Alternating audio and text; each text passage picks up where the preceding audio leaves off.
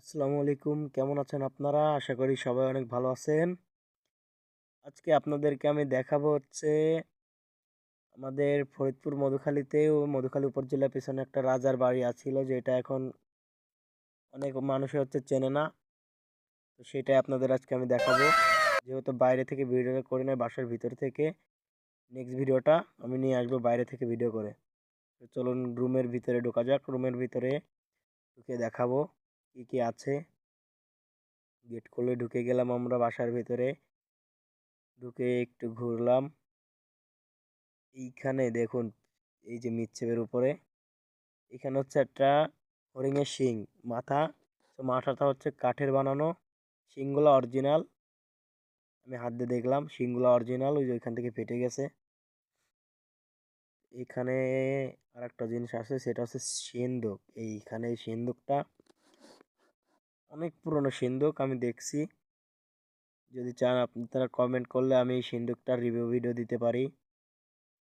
এই পাশে রুমগুলা, যদি এই রাজবাড়িটা ভেঙে চলে যাচ্ছিল, এই কারণে এনরা একটু কাজ করছে যাতে একটু হলেও স্মৃতি থেকে যায়।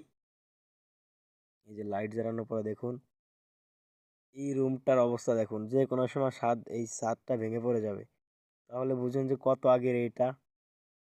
তাও ভিতরে দেখেন, এই যে এই জায়গায় যদি কেউ শুয়ে থাকে, ছাদটা মাথার উপর পরে টুক করে টপকায় যাবে।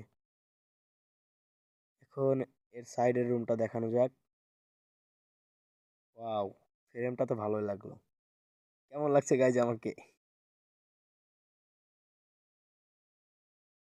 চলো নেক্সট রুম। এই সাইডে বেশি সম্ভব একটা নতুন রুম করছে, ওই রুমটা দেখানো যাক। অন্ধকার,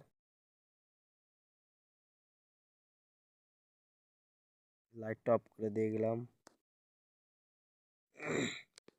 এই যে এই সাইডের রুমটা কোথায়,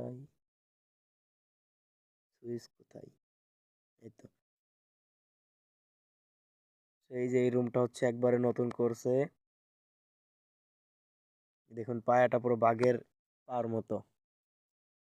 এই রুমটা কিছুদিন কিছুদিন বলতে ভালোই বয়স হয়ে গেছে, 2 বছর। এই হলো এই রুমটা, চার কোণা দেখুন। তো আজকের ভিডিওটা এই পর্যন্ত ছিল। আপনাদের যদি ভিডিওটা ভালো লাগে তাহলে একটা কমেন্ট করবেন, আর যদি পারেন একটা লাইক দিয়ে পাশে